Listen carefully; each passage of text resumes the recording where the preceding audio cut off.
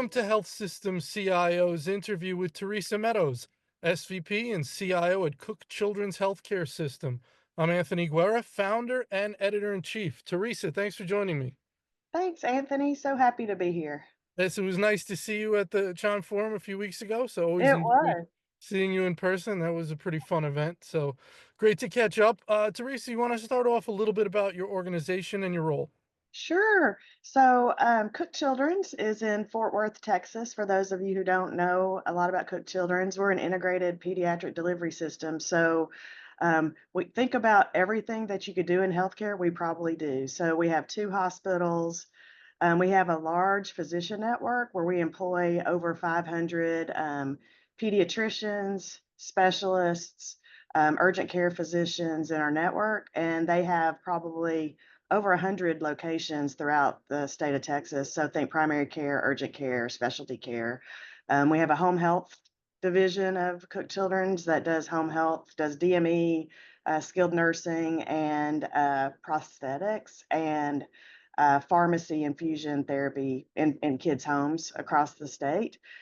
We are a Medicaid health plan, so we do Medicaid and CHIP for the state of Texas.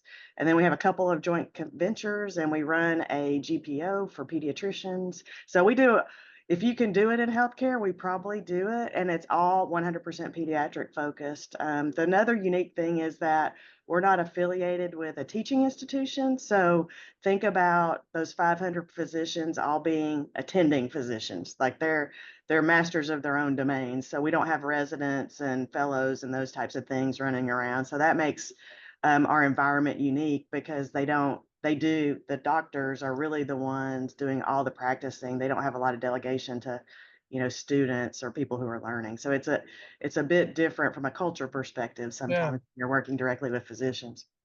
Usually it's a bit more of a mix, right? There's Yeah. a number of physicians on staff that are employed by the health system, and then there's also a population of physicians with credentials that not only practice at that health system, but other health systems, Yeah, correct? we have a very small number of affiliated physicians. Mhm. All of our physicians are employed, so it's probably like 10% affiliated and 90% employed.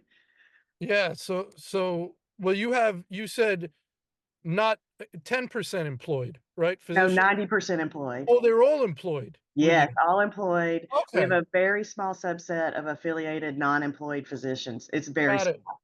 Got it. So I misunderstood that. Okay, so most of them are employed, and usually people think that the more you have employed physicians, the easier things are. That you kind of when you have more who don't actually work for the health system, you have to kind of bend over backwards a little more. Is there something Yeah. to that?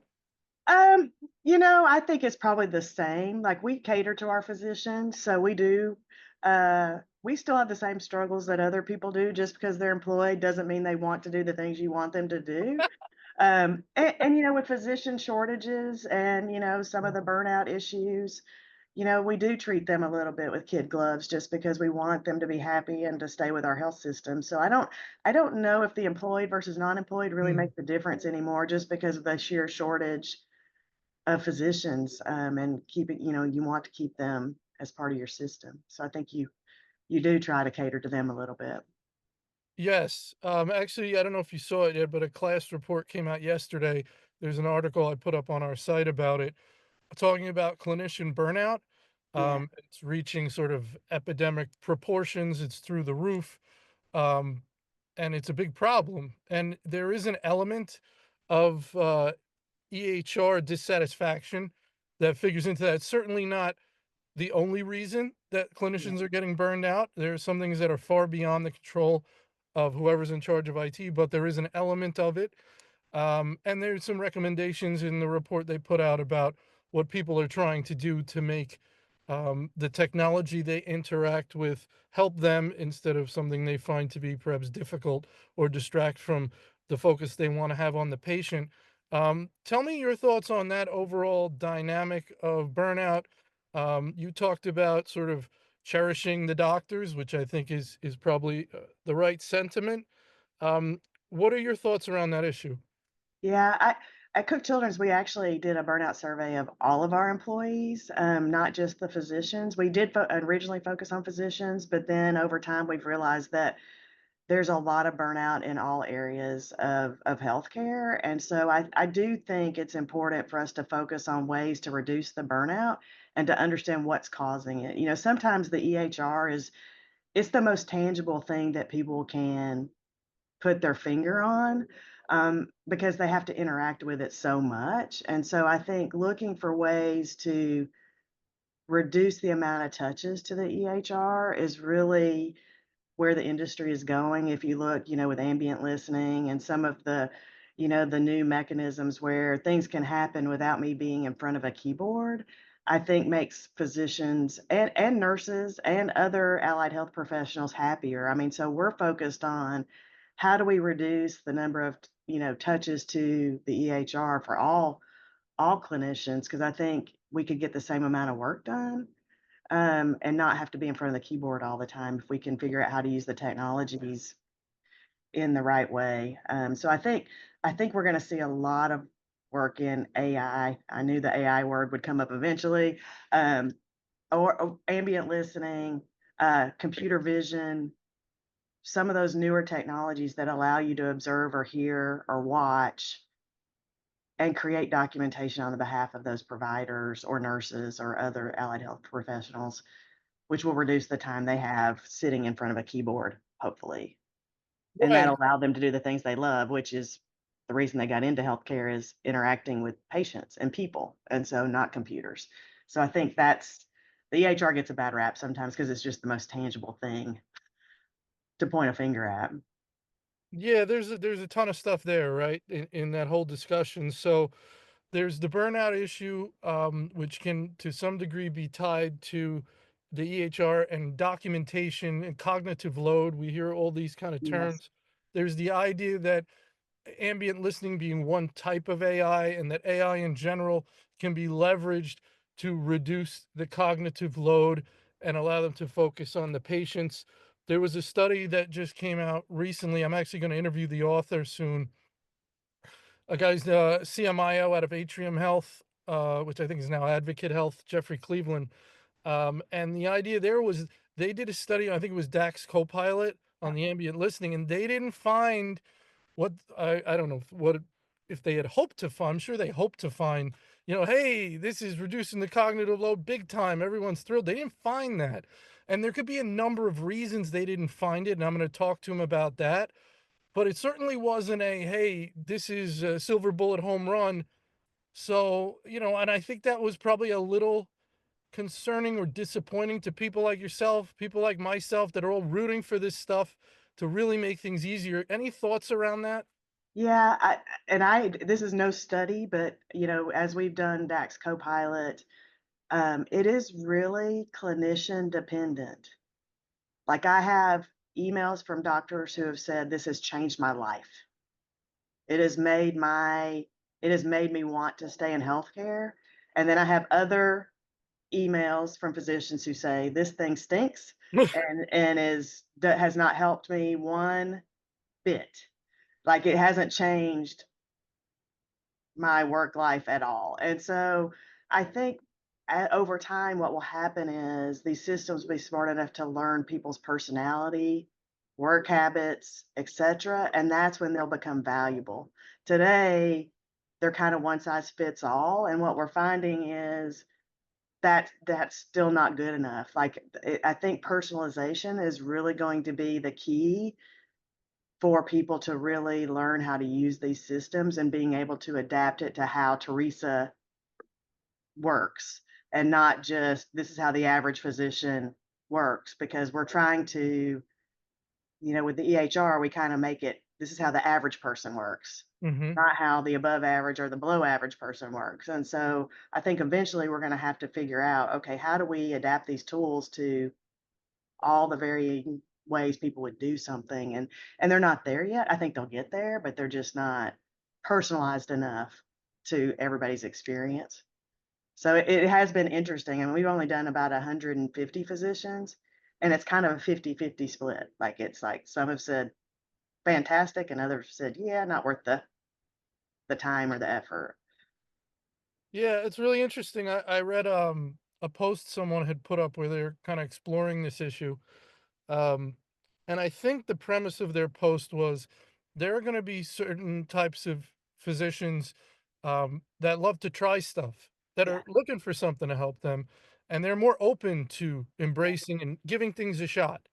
Um, and that those kind of people obviously will get in there and they'll at least check it out.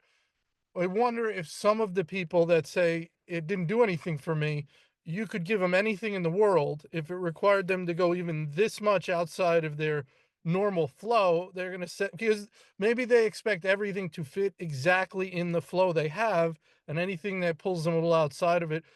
The point is that perhaps that skews the sample in a way. It's going to be people who are most receptive to trying things who are do well, and people who are not receptive don't do well. Does that make sense? I think that's probably true. If I looked at the list of people, I probably could have predicted, like, okay, that guy's not going to make it. Um, I think I probably could have predicted that a little bit. But I do think, like, where AI is right now and some of these technologies, it's been 100% focused on technology, and we've missed the people and process part. Mhm. We Mhm. built these things kind of in a vacuum, not understanding the true workflow of a physician or a nurse. We built them based on how the EHR functions and how do we get data into the EHR. It wasn't really about that physician's workflow per se. And the workflows are different. I mean, doctors, even nurses, my background is nursing. The way I do nursing and the way somebody else does nursing may be a little bit different, and my workflow might be a little unique to me. Um, and so I think figuring out those workflow components and really seeing the software in action is the piece that we're still learning because they get built sort of in a place where you're not seeing the true workflow of how somebody really does their job on a regular basis. And so I think that's still to be determined. That's why I like computer vision. Like, I think computer vision is really going to tie the workflow component because it's going to say, hey, oh, we thought the doctor stood on this side of the bed and they use their left hand. They actually use their right hand and they stand at the head of the bed, not the foot, for these procedures, and that's why the microphone's not placed in the right place. So I think computer vision is going to supplement some of the workflow pieces that we don't have today. All right, let's get into that a little bit. So first of all, I want to go back for a second. You used the phrase "we built them." Are you referring to the vendors, or are you referring to folks like yourself when you say we built these things and we didn't really set Vendors, the vendors workflow? primarily, The because I vendor. think if we were building internally, we would do Mhm. workflow analysis.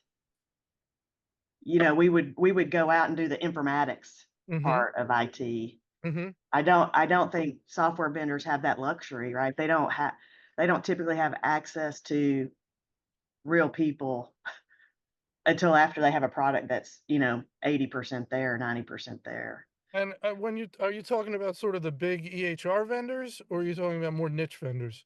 Both, I think it's Both. both. I think they Oh, have to get a viable product to a certain point before anybody's gonna even let them in the door to test it out, and even a so pilot, even a even pilot. pilot, Yeah. yeah, because you gotta So have a viable product, unless we're gonna co-develop something from scratch with somebody, and very few like, an advocate can do that, but, like, Cook Children's, we've done that a couple times because we had a need, but we're not big enough to kinda do that on a regular basis, so I think, um companies we need to figure out ways to get companies at an early development stage because it impacts how they would design a product. So this sounds like a classic problem that probably is started at the beginning of time.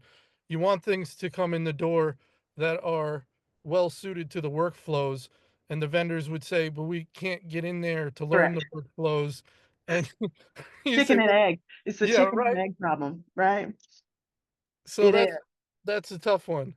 Um, what Yeah. so what can you do? I mean, let's say we're talking about a major EHR vendor and they develop a niche product and they say, "Hey, now we offer this." And you bring it in, you would think they would know workflows a lot better than, because they're big EHR vendors Yeah. theoretically.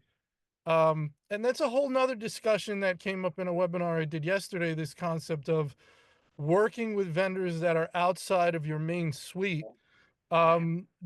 The IT executives probably are a little less more reluctant to do that. than some of the more operational focused people who are more focused on innovation.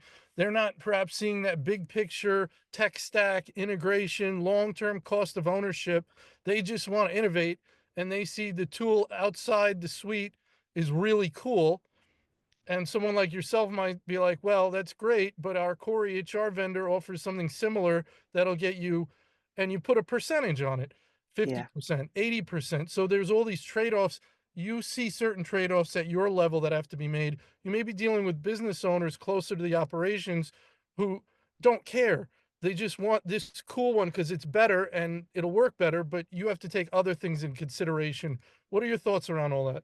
Yeah. In my ideal world, in Teresa's ideal world, there would be a balance because I think you need both. I think you need the big EHR vendor to do 80% of the heavy lifting, but I worry about us putting all our eggs in that one basket, and to your point, stifling innovation. Because if we wait for everything to do everything until our EHR vendor can do it, we are gonna frustrate our end users and our clinicians. So we have to find a balance with innovation. And there are just some things that our big EHR vendor just is never gonna do as well as a niche product. And so we have to be open-minded to both. And so figuring out the process and how that works and how the evaluation process is, I Hmm. think is the sweet spot that we're trying to find because like for us, we're using some niche vendors in the AI space, in the computer vision space, because I don't think our EHR vendor, I don't know if that should be the wheelhouse they should even be in. I think sometimes they build a product for a certain thing, and the electronic medical record or health record is critically important, but do they need to be the person who that does virtual nursing? I don't know. I mean, maybe that's not what they need to be doing. So I think we've got to find a balance because I worry about stifling innovation across the board. Um, and I see it happening for these vendors that are got some really neat ideas. If we could figure out how to live in both worlds. I think you touched on something really fascinating, and I've felt this kind of vibe, which is what you mentioned about do they need to be playing everywhere? There's Right. a sense that I get that as the large EHR vendors are putting their tentacles into every niche and trying to come up with a product in every niche, they're creating an issue of a little pushback. Like first of all, they're crushing some of these small niche vendors that are, have got a foothold and are doing well. Um, and there's a little bit of almost what you expressed, which is, can you just not do everything maybe? And do you need to? Like I just I think we're kind of turning. I worry about it. I worry Mhm. about putting all my eggs in a single basket. And I think there is really great technology out there that we should be looking at, investing in. I don't think the EHR has to be everything to everyone for everything. And so I, I think there should be a balance. Uh, So in the discussion I had yesterday, I said that, I said, from a lot of CIOs I've spoken to, they use that 80/20 number in a sense of if the in-suite app will do 80% of what you want it to do, let's stay in suite. And I spoke to someone who was more on the innovation operations side, and she said, I'll tell you what, when you talk about that functionality, it's closer to 30. So we're being told we're staying in suite, and she's saying in that particular case, we're only getting 30% of the functional, and yet we're still being told to stay in suite. So that's interesting. yeah, I think it's probably not 80/20, just because there's so much functionality in our EHR suites that that it's untapped. Like Mhm. we don't use already. And so that's always the first response, which is, well, our EHR does that. Right. I don't think we do a true evaluation, like how well it does it, what because that takes work. So it's easier just to say EHR does that. And so I think we've got to find a way, like I'm guilty of that as just as much as everybody, which I don't have time for that. So the EHR can do it. Like the EHR can do that right now.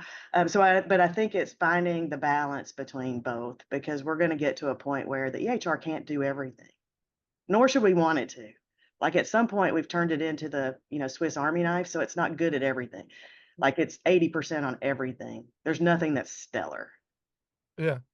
And And what it's all percentage average. It's all average, and so I think that's the part that I worry about is we're building to the average when there's unique situations that require you to have something very technologically advanced.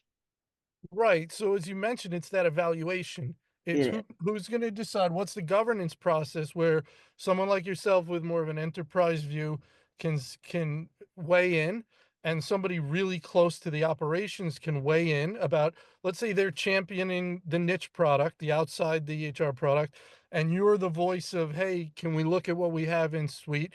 And that discussion gets had, and I guess, we love data. There's got to be some sort of numbers and metrics put around it where it spits out a magic decision that says, "Oh, this is what you should do." Like Yeah, I wish. that's what I wish AI should do for you. It should spit out the answer. Yeah. Yeah, I think there's a ton of subjectivity and some of it's a risk equation, like how much risk is an organization willing to take on? Because Mhm. some of these niche vendors are risky, right? Because Yeah. you get there and you realize, okay, it's not everything that we thought it was going to be, and now what? Because I just convinced everybody to put all their eggs in that basket, right? And so figuring out how much risk and tolerance an organization has for failing, because a lot of these things are going to fail, especially in the AI space. They're going Mhm. to fail, Mhm. and that's okay, and we should be okay with that. So, like in our organization, we're trying to figure out where our tolerance is for. Okay, we tried that. It wasn't as successful as we thought it was going to be. Maybe the EHR is better for this thing, like some of the bake off kind of, let's do a bake Yeah. off and see. But I think it's working with vendors who are willing to say, look, can we do a proof of concept? Can we run a bake off between X and Y and really see is it better? And so we're trying to figure out that process right now. And AI has kind of driven us to do that because there are so many tools. There's so Mhm. many every day there's 30 new tools with some sort of advanced technology in them that people want to test out and we can't test them all out. So we've been working on what would that process look like. And especially for somebody who's smaller that doesn't have all the research and development resources that you need to kind of go through those evaluations because we could spend all day doing that every day. How do we prioritize our initiatives in a way that, yeah, we're going to take a risk here because that's critical to our organization, but this we're going to stick with our EHR because it's less risky, it's a safe bet, kind of thing. And it's super interesting as to what the role of someone like yourself is in all these things. We've said for years that IT doesn't want to be making these decisions. Right? IT wants to be providing some kind of input, weighing in on, maybe total cost of ownership, understanding integration, understanding cybersecurity, understanding all kinds of things, but contributing some element of a report on the viability of this thing. And then either some sort of governance process or users make the decision, right? I mean, you don't want to be the one saying no. Am I right? In the Aldera world, I don't like to say no to anything. I'd like to say not now or somebody else made that decision. But again, I think maybe I'm a little bit unique in that I've been in the operations Right. role. I've worked as a nurse on the floor and kind of understand that. So sometimes the role that I do is more, did you think about this? So tell me about your workflow.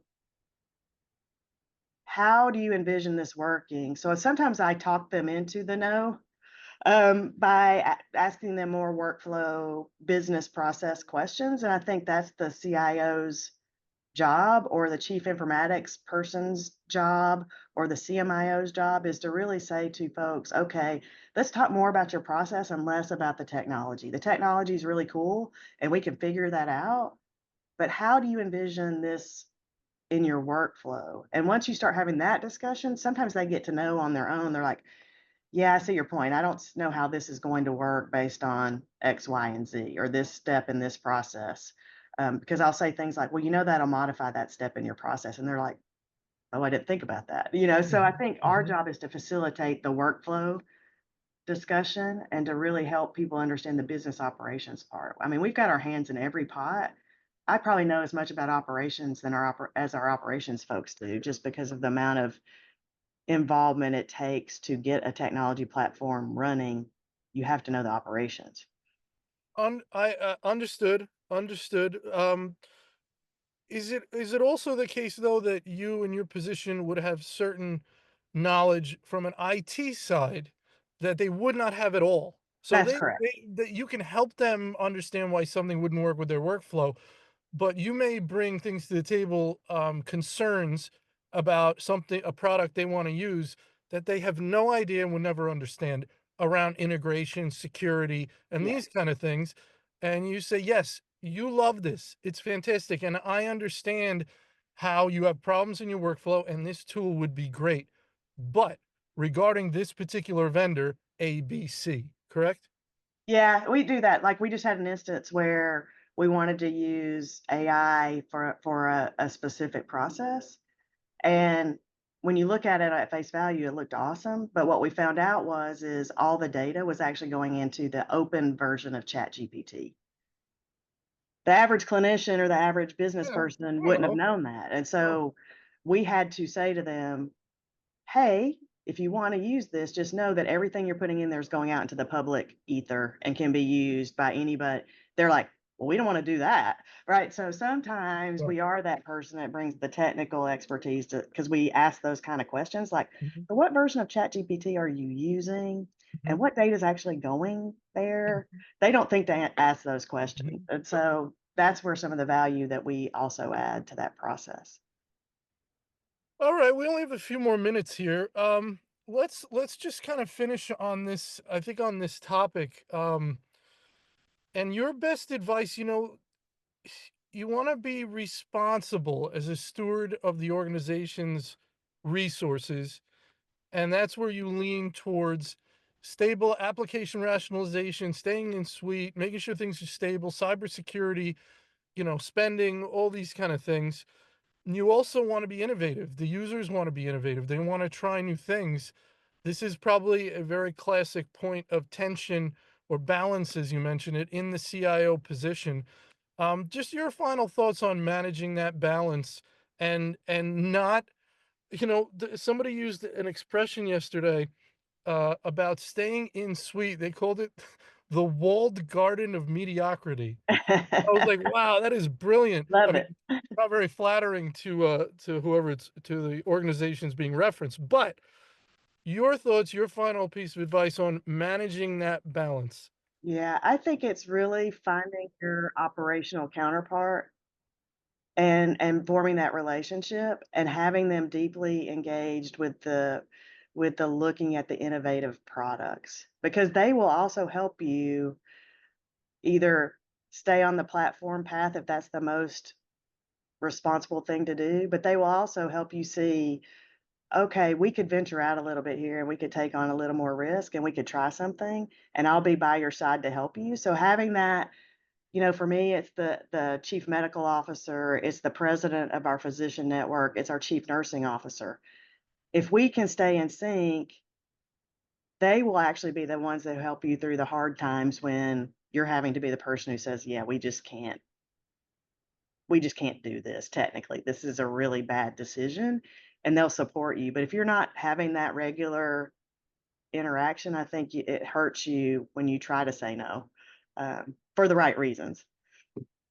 That's so great, Teresa. Wonderful conversation today. It's always awesome to catch up with you. I wanna Yeah. thank you so much for your time. Yeah, thank you so much. This was fun. You got it. Have a great day. You too. Bye-bye.